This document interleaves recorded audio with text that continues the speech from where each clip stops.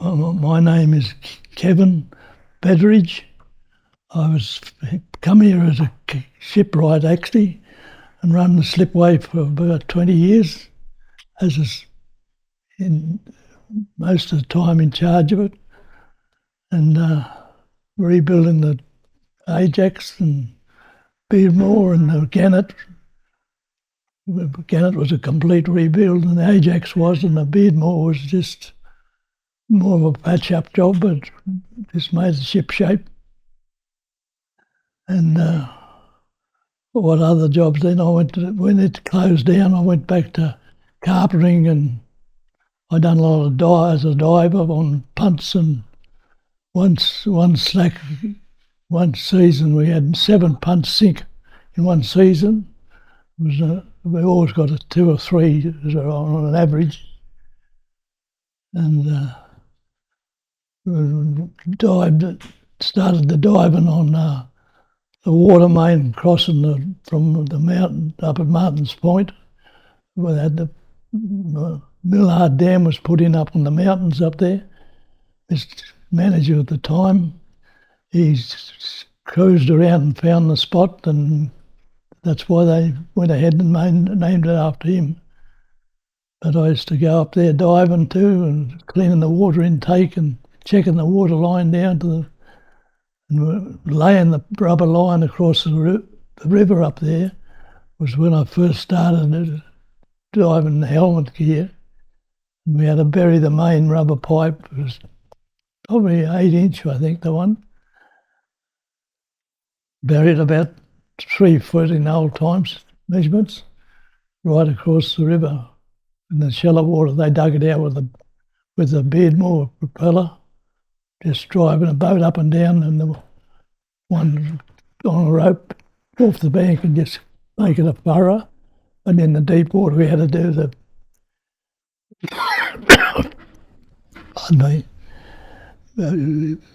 compressed air, what we call a bazooka, a big water down pipe with air down to the bottom, and then the air going back up the pipe, bedding on the bottom of it, and it just sucked the mud and water up with it, and that made a furrow in the mud. Road transport come into it. We had to get rid of all the punts. Some were sold out, and most of them were using riverbank protection, which I got the job of sinking them all after all the years trying to fix them. Then I went back to just carpentering work and plumbing and diving and belt splicing work in the mill, looking after the conveyor system. Do a lot of jobs on diving through the season on the sugar boat. It hit the bank coming in at Palmer's Island once and not damaged it, but scratched it, and they wanted to check it out before they'd been. I had to swim all in under the boat, check it all out. All it had was scratch marks on it. And another time they got a wire rope on the prop, which from the grab station where they were left loose rope hanging in the river, and it picked up on the prop and wound itself on the propeller. And there was a hell of a lot of rope and a lot of wire rope all tangled up in the propeller, and they had to cut our ways with oxyacetylene underwater cutting to get rid of it. They used to clean the water intake under the sugar wharf for the mill every couple of weeks or so, 3 weeks, to check it out. Depends on the river a lot, how good it was. After flood time, you get hyacinths and that, it sucked down onto the intake, block it all.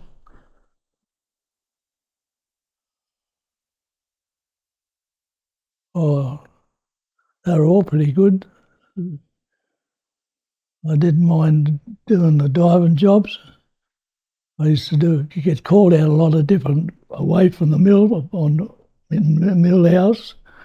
Grafton Water Board had me up there doing the water mains in muddy water, can't see, jumping off a barge in 30-odd foot of water, no ladders. Finally, they had telephone in the helmet though. and had a good old-time diver to look it after me. Different other things. Trucks in the river, cars in the river, and we were called away from work to go and help them out. One at the Lawrence Ferry, a car went in and lost the lady. One got out and one stayed in. We went over the Lawrence Ferry goes out about roughly 25 feet or so, then it just goes down at 45 to 90 feet of water, and the car went down backwards on its wheels and it got to the bottom. My diving gear was set for 60 feet, and so I had to bump up the pressure to 75 pound pressure or some more, or from 75 to 100, and the revs up on the motor. It was only just a single cylinder compressor on it, and I got to get to the front of the car, but I couldn't get to the back door even to open it up or anything. And I put a rope on it and we winched it up to the flap where the lady was removed from the car then. It was a sad day. Another one was at Ulmarra where a lady drove a car off the wharf. I was working on the sugar floor, patching the sheeting on the irons around the sugar floor.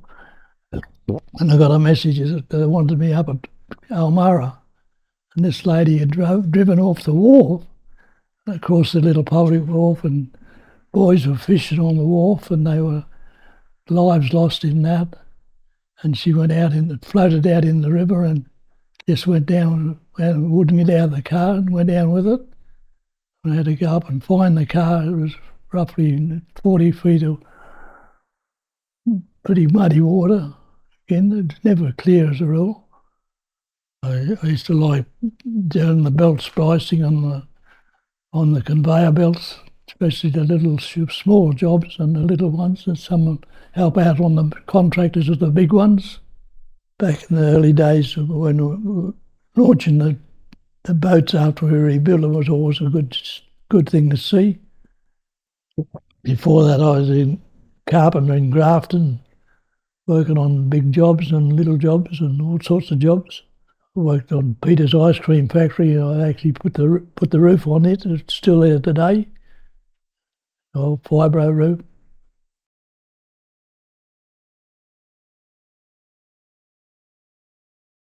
Means a lot. I remember having the 50s one over in the sports ground, and it was a big day that day. That don't seem that long ago. 50 years. It's a big thing. My dad used to say, if they keep on bringing more cane in the mill, it's going to blow itself up. And if you could come back today and see what they do today in tonnage and that.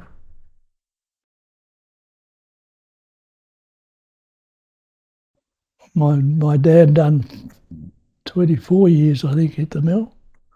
He was and I was reared up just in the back lane over the corner here in one of the mill houses from after 8-year-old. We used to live in Maclean, but out near the motel and over through the highway, it was a big farming area.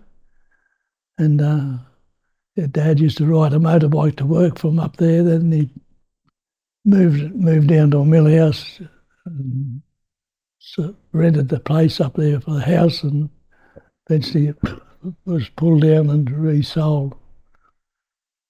And I was probably 8-year-old when I come to Harwood and grew up here. And we used to go into the mill and all that over night time, watch them bale the gas and things and ride my gas truck.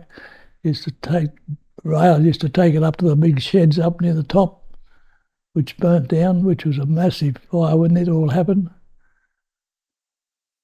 Steel columns just collapsed down onto the ground and was just red hot. Significant changes with the mill that you would have seen in your time?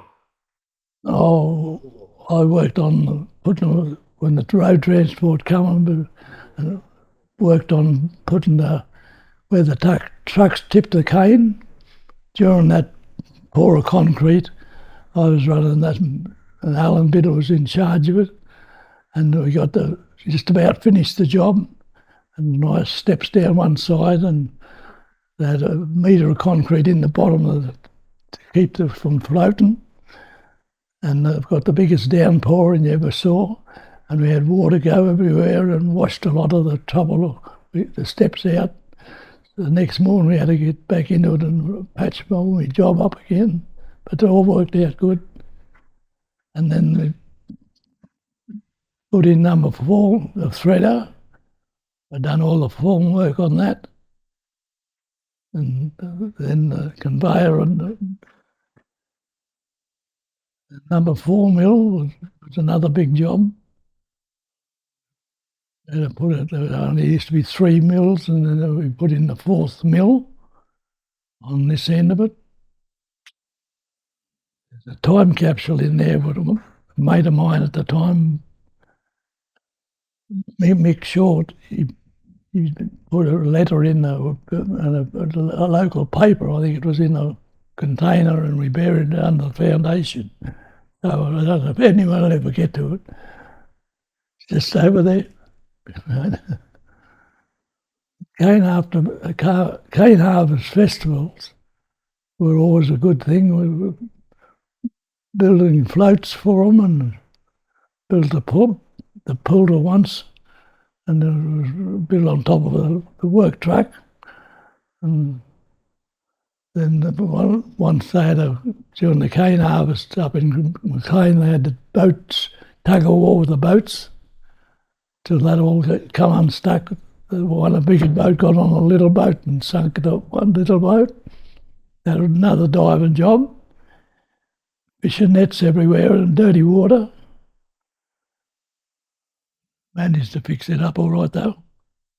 Had to rigging up a couple of cane barges and hand winches, and we used to get 2 cane punts and put the winch on one end and a big rope with a big block on the wheel on the other end, and put a big block and tackle and wind it on with the big hand winches. 4 blokes would do the winding, and I'd attach the rope to the bow of each punt. Had a special hole built in them, so we could start off. We used to thread a wire rope through it twice, then tie a reef knot, then rope it off. That used to take a bit of time, especially doing them free dive, which I've done.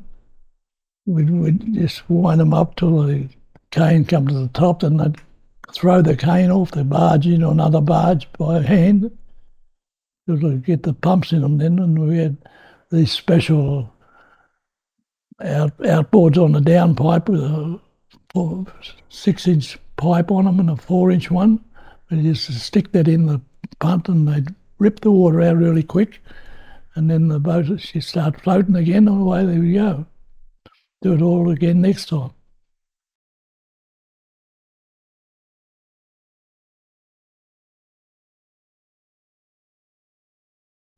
Building the weighbridge over on the river bank was another big job we'd done, 1 slacks.